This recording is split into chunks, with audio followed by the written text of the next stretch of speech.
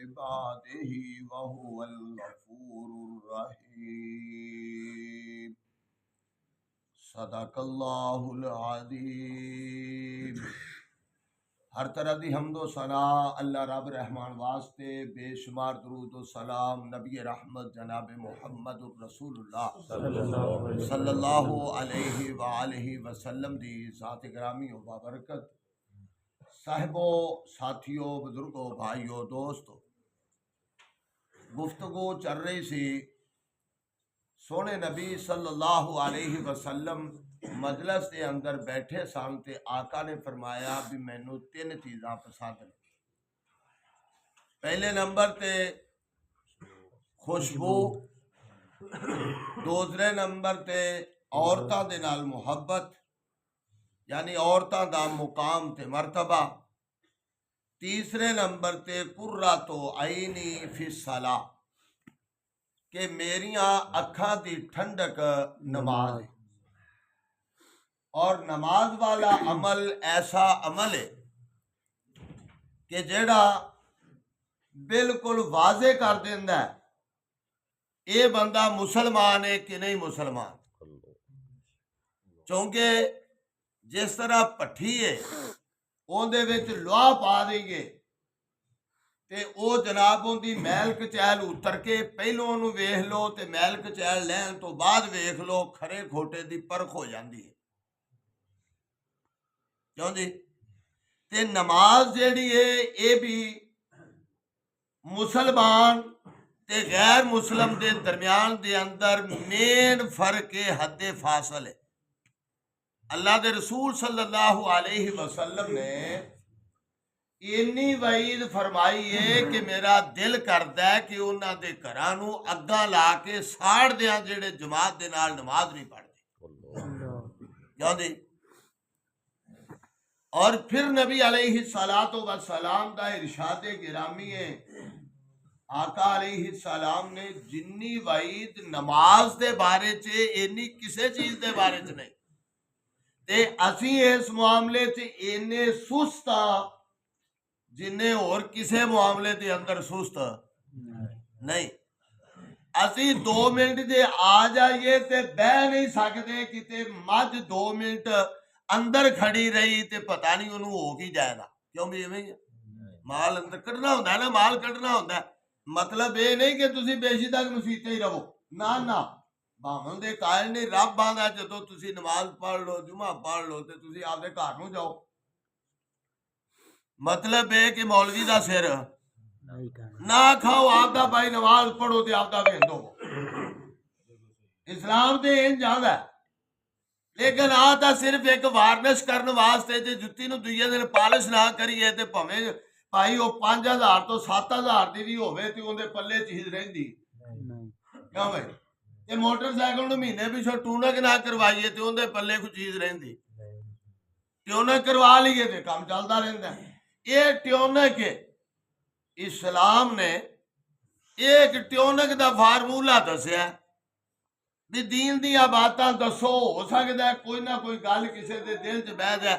और तबलीगी भाई इन्ना पंध करके सफर करके कुछ आप सीखणगे, कुछ दूसरे नूं गल दसणगे, चलो ना सही ते महफल चंगी मिल गई ते अल्लाह कीता ते बेड़ा पार हो जाना। क्यों जी? महफल चंगी, इंदा बड़ा फर्क है। ऐसे मसीते 2 मिनट बह जाते हो, जिक्र अज़कार ही करना है। नहीं तो बाबे तरह आखे बत्ती को नहीं सी, बत्ती आ गई सी, बत्ती चली गई। क्यों बाबा जी एवं ही है ना। हालांकि ना बत्ती गई ना आई, उन्हें जाती आती रहना, अल्लाह तंदुरुस्ती दे। इस वास्ते इत्थे बह के तुसी बयान बाद च करना है, मैं कर लवां फिर तुसी करना है। इस वास्ते मस्जिद च जिक्र अज़कार तो अलावा और कोई चीज नहीं। ते सोने नबी सल्लल्लाहु अलैहि वसल्लम ने फरमाया है कि हदीस थोड़ी जी सख्त है, जे चुक लवो तां, बैनल अब्दे व बैनल कुफरे तर्क सला। इस्लाम ते कुफर दे दरम्यान दे अंदर नमाज दा ही फर्क है। किवें? बे अगर दिहाड़ी ते लगे जे या किते काम लगे जे। क्यों भाई? हालांकि साई भी बड़े सोहणे ते चिट्टे मौजूद ने, रंगां दे उत्ते फैसले कोई नहीं, वो भी काम लगे ने। ਲੈ ਬਈ ਤੁਸੀਂ ਕਿਵੇਂ ਫੈਸਲਾ ਕਰੋਗੇ ਕਿ ਮੁਸਲਮਾਨ ਹੈ ਕਿ ਕਾਫਰ? ਕੋਈ ਹੈਗਾ ਜ਼ਾਹਰੀ ਤੌਰ ਤੇ ਫਰਕ? ਅਕੀਦੇ ਦਾ ਤਾਂ ਹੋਵੇ, ਲੇਕਿਨ ਜ਼ਾਹਰੀ ਤੌਰ ਤੇ ਅਗਰ ਫਰਕ ਹੈ ਤੇ ਨਮਾਜ਼ ਦਾ ਫਰਕ ਹੈ। ਜਦੋਂ ਆਜ਼ਾਨ ਹੋਵੇਗੀ ਉਹ ਨਮਾਜ਼ ਪੜ੍ਹਨ ਵਾਸਤੇ ਮੁਸਲਮਾਨ ਤੁਰ ਪੈਗਾ, ਕਿਉਂ ਜੀ? ਤੇ ਦੂਸਰਾ ਬੇਲੀ ਉੱਥੇ ਚੁੱਪਾ ਰਹੇਗਾ। ਤੇ ਜੇ ਸਾਰੇ ਇੱਕੋ ਜਿਹਾ ਹੋਣ ਤੇ ਕੋਈ ਪਹਿਚਾਣ ਸਕਦਾ ਕਿਉਂ ਸਰ ਜੀ? ਤੁਸੀਂ ਵੀ ਉੱਥੇ ਅਸੀਂ ਧਾਰ ਬਣ ਕੇ ਪਾਣੀ ਲਾਈ ਜਾਂਦੇ, ਨਾ ਸੋਤੇ ਨੂੰ ਆਉਂਦੇ ਨਾ ਸ਼ਾਮ ਨੂੰ ਆਉਂਦੇ। ਜੇ ਗੱਲ ਕੋਈ ਨਹੀਂ ਭਾਈ, ਹਾਲਾਂਕਿ ਹੁੰਦਾ ਕੁਛ ਨਹੀਂ, ਉਹਨਾਂ ਦੇ ਬੱਤੀ ਜੂ ਨਾ ਆਵੇ ਤਾਂ ਭਾਈ ਕੰਮ ਹੋ ਜਾਂਦੇ ਨੇ ਕਿ ਨਹੀਂ? ਬਸ ਜਦੋਂ ਗੱਡੀ ਸਟੇਸ਼ਨੋਂ ਟੱਪ ਜਾਏ ਫਿਰ ਤਾਂ ਕੰਮ ਸੀਤੇ ਬਹਿ ਜਾਣਾ ਚਾਹੀਦਾ ਕਿ ਨਹੀਂ? ਕਿਉਂ ਜੀ? ਇਸ ਵਾਸਤੇ ਨਾ ਸ਼ਾਮ ਵੇਲੇ ਬੰਦਾ ਕੋਈ ਤੇ ਨਾ ਸੋਤੇ ਵੇਲੇ। ਸੋਤੇ ਵੇਲੇ ਤਾਂ ਬਾਬੇ ਹੋਰੀ ਵੀ ਕੋਈ ਨਹੀਂ, ਬਿਸਤਰੇ ਹੀ ਬੜੇ ਪਏ ਕਿਤੇ। ਇਸ ਵਾਸਤੇ ਨਮਾਜ਼ ਦਾ ਭਾਈਓ ਏਡਾ ਆਸਾਨ ਮਸਲਾ ਨਹੀਂ। ਅਸੀਂ ਘਰ ਜਾ ਕੇ ਵੇਖੀਏ, ਸਾਡਾ ਸਾਰਾ ਟੱਬਰ ਸੁੱਤਾ ਪਿਆ, ਕਿਉਂ ਸੁੱਤਾ ਪਿਆ? ਆਪਣੇ ਵਾਲੇ ਸਾਰੇ ਗਿਣ ਲਈਏ, ਕੱਲੀ ਮਸਜਿਦ ਭਰ ਜਾ। ਆ ਲਾਲੇ ਵਾਲੇ ਪੁੱਛ ਲਈਏ, ਕੋਈ ਨਹੀਂ, ਕੱਲੇ ਵੀ ਚਲੋ ਬਾਬੇ ਨੂੰ ਜੁੱਤੀ ਰੱਖੋ। ਐਵੇਂ ਇੱਕ ਵੇਲੀ ਹੈਗਾ ਮੌਲੀ ਸਾਹਿਬ ਕਹਿਣ ਲੱਗੇ ਪੜ੍ਹ ਨਮਾਜ਼ ਹੈ, ਨਮਾਜ਼ ਪੜ੍ਹਿਆ ਕਰੋ, ਨਮਾਜ਼ ਪੜ੍ਹਿਆ ਕਰੋ। ਉਹ ਸਾਰੇ 5-7 ਪੁੱਤਰ ਹੈਗੇ ਸੀ, ਇਕੱਠੇ ਹੋ ਕੇ ਆ ਗਏ, ਆਖਣ ਲੱਗੇ ਮੌਲੀ ਸਾਹਿਬ ਤੁਹਾਡੀ ਮਿਹਰਬਾਨੀ, ਸਾਡੇ ਤੋਂ ਹੱਥ ਚੁੱਕੋ। ਆ ਸਾਡਾ ਬਾਬਾ ਜੇ ਇਹਨੂੰ ਭਾਵੇਂ ਤਹੱਜਦ ਵੀ ਨਿਤਾ ਛੱਡੋ, ਘਰ ਨੂੰ ਨਾ ਜਾਣ ਦਿਓ, ਇਹਨੂੰ ਘਰ ਨੂੰ ਵੀ ਨਾ ਜਾਣ ਦਿਓ, ਇਹਨੂੰ ਜੋ ਮਰਜ਼ੀ ਕਰਾਉਂਦੇ ਰਹੋ ਇੱਥੇ ਮਸੀਤੇ ਤੇ। ਪਰ ਸਾਨੂੰ ਆਖਿਆ ਜੇ ਜਿਵੇਂ ਉਹਨੇ ਆਖਿਆ ਤੁਰਨ ਲੱਗਿਆ, ਗੱਡੀ ਤੇ ਚੜ ਗਿਆ, ਸਾਫਾ ਝਾੜ ਕੇ ਤੇ ਐਂ ਕਰਕੇ ਸਾਫਾ ਝਾੜ ਦਿੱਤਾ। ਉਹਨੇ ਆਖਿਆ ਪੁੱਤਰਾਂ ਨੂੰ ਆਖਦਿਆ ਜੇ ਬਾਬਾ ਗੱਡੀ ਚੜ ਗਿਆ, ਇਲੈਕਸ਼ਨ ਵਾਲਿਆਂ ਦੇ ਨਾਲ ਘਰ ਆਖਦਿਆ ਜੇ ਬਾਬਾ ਗੱਡੀ ਚੜ ਗਿਆ। ਇਸ ਵਾਸਤੇ ਭਾਈਓ ਨਮਾਜ਼ ਵਾਲਾ ਕੰਮ ਆਸਾਨ ਨਹੀਂ, ਥੋੜਾ ਜਿਹਾ ਮੁਸ਼ਕਲ ਹੈ। ਤੇ ਜੇ ਇਹਨੂੰ ਅਸੀਂ ਪਾਬੰਦੀ ਨਾਲ ਕਰਨ ਲੱਗ ਪਾਂਗੇ ਤੇ ਯਕੀਨ ਜਾਣੋ ਏਦੂ ਸੌਖਾ ਕੰਮ ਜਾਣਦੇ, ਕਿਉਂ ਏਦੂ ਸੌਖਾ ਕੰਮ ਜਾਣਦੇ ਕੋਨੀ ਜੇ। ਤੇ ਜੇ ਪਾਬੰਦੀ ਨਾਲ ਕਰਨ ਲੱਗ ਪਾਂਗੇ ਤਾਂ ਆਂਦੇ ਨੇ ਉਹ ਕਿਤੇ ਮਸਜਿਦ ਦੇ ਬੂਹੇ ਅੱਗੇ ਡੇਰਾ ਧਖਾ ਕੇ ਬੈਠਾ ਸੀ ਇੱਕ ਵੇਲੀ, ਠੀਕ ਹੈ, ਮੈਂ ਨਾਂ ਨਹੀਂ ਕਿਸੇ ਦਾ ਲੈਂਦਾ, ਗੁੱਸਾ ਹੀ ਕਰ ਪੈਂਦੇ ਨੇ, ਇੱਕ ਤਾਂ ਗੁੱਸਾ ਕਰ ਲੈਂਦੇ ਨੇ। ਬਾਬੇ ਨੂੰ ਬੱਤੀ ਦਾ ਆਖਿਆ ਤਾਂ ਬਾਬਾ ਹੁਣੇ ਹੀ ਬਿਆਨ ਸ਼ੁਰੂ ਕਰੂ ਸੀ, ਮੇਰਾ ਬਿਆਨ ਬੰਦ ਹੋ ਜਾਣਾ ਸੀ ਉੱਥੇ। ਇਸ ਵਾਸਤੇ ਗੱਲ ਸਿਰਫ ਇੰਨੀ ਹੈ, ਮੈਂ ਤਨਕੀਦ ਨਹੀਂ। ਉਹਨੇ ਮਸਜਿਦ ਦੇ ਬੂਹੇ ਅੱਗੇ ਡੇਰਾ ਸੀ ਹੁੰਦਾ, ਮਸਜਿਦ ਦੇ ਬੂਹੇ ਅੱਗੇ, ਤੇ ਉਹ ਇੱਕ ਦਿਨ ਸਾਰਿਆਂ ਸਲਾਹ ਕੀਤੀ ਵੀ ਬਾਬੇ ਨੂੰ ਲਿਆਈਏ ਮਸੀਤੇ। ਚਲੋ ਇੱਕ ਅੱਧੀ ਵਾਰ ਤਾਂ ਕਸਮ ਤੋੜ ਲਵੇ, ਮਸੀਤੇ ਉਹਨੂੰ ਲਿਆਈਏ। ਉਹ ਚਲੇਗਾ ਸਾਰੇ ਰਲ ਮਿਲ ਕੇ ਵੀ ਬਾਬੇ ਨੂੰ ਇੱਕ ਨੇ ਚੁੱਕ ਲਿਆ। ਉਹਨੇ ਆਖਿਆ ਬਾਬੇ ਨੂੰ ਅੱਜ ਮਸੀਤੇ ਲੈ ਕੇ ਜਾਣਾ, ਤੇ ਚੋਕੇ ਦੇ ਮੋਢੇ ਤੇ ਰੱਖ ਲਿਆ। ਤੇ ਜਦੋਂ ਲਈ ਆਉਂਦੇ ਤੇ ਉਹਨੇ ਆਖਿਆ ਉਹ ਮਰ ਗਏ ਜੇ, ਉਦੋਂ ਬਾਵੜੋਗੇ ਜਦੋਂ ਮੈਨੂੰ ਮਸੀਤੇ ਲੈ ਵੜਨਗੇ, ਜਦੋਂ ਮੈਨੂੰ ਮਸੀਤੇ ਲੈ ਵੜਨਗੇ ਉਦੋਂ ਆਓਗੇ ਮਗਰੋਂ। ਇਸ ਵਾਸਤੇ ਭਾਈਓ ਨਮਾਜ਼ ਦੇ ਮਾਮਲੇ ਸੁਸਤੀ ਨਾ ਕਰੋ, ਨਮਾਜ਼ ਦੇ ਮਾਮਲੇ ਸੁਸਤੀ ਨਾ ਕਰੋ।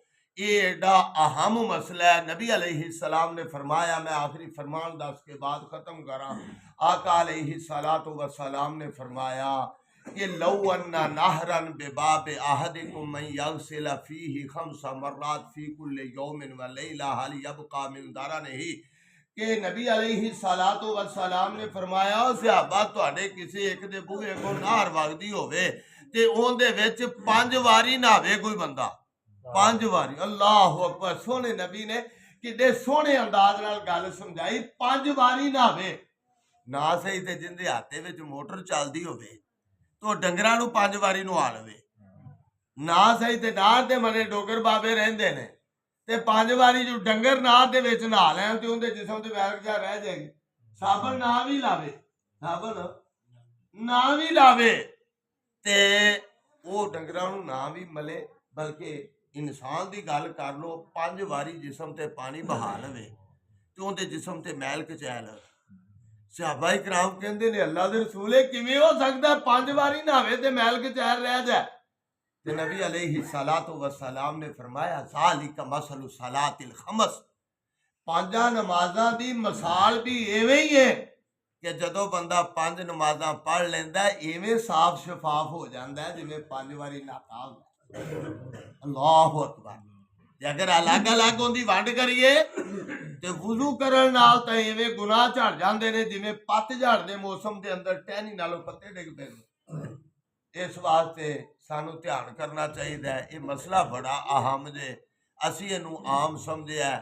ਇਹ ਮਸਜਿਦਾਂ ਬਦਦੁਆਵਾਂ ਦੇਣਗੀਆਂ, ਮਸਜਿਦਾਂ ਵੀਰਾਨ ਆਪਾਂ ਕਰਨੇ ਆ ਪੈ, ਇਹਨੂੰ ਆਬਾਦ ਨਹੀਂ ਕਰਦੇ। ਕੱਲੀ ਸਵੇਰ ਦੀ ਨਮਾਜ਼ ਪੜ੍ਹਿਆ ਕੰਮ ਚੱਲਦਾ ਨਹੀਂ। ਉਹ ਜਿਵੇਂ ਕਿਸੇ ਨੂੰ ਆਗੇ ਲੈ ਬਈ ਉਹ ਸਿਗਟਾਂ ਇਹ ਮੌਲੀ ਸਾਹਿਬ ਜੇਬ 'ਚ ਹੋਣ ਤੇ ਨਮਾਜ਼ ਹੋ ਜਾਂਦੀ ਹੈ, ਤੇ ਉਹਨੇ ਆਖਿਆ ਵੀ ਨਹੀਂ ਨਹੀਂ, ਤੇ ਉਹਨੇ ਆਖਿਆ ਨਮਾਜ਼ ਪੜ੍ਹਨੀ ਕੀ ਜੇ ਨਮਾਜ਼ ਹੁੰਦੀ ਨਹੀਂ ਤਾਂ ਨਮਾਜ਼ ਪੜ੍ਹਨੀ ਕੀ? ਇਹ ਨਹੀਂ ਆਖਿਆ ਵੀ ਸੀਟਾਂ ਬਾਹਰ ਰੱਖ ਦਈਏ, ਇਹ ਆਖਿਆ ਕਿ ਨਮਾਜ਼ ਪੜ੍ਹਨੀ ਕੀ ਹੈ।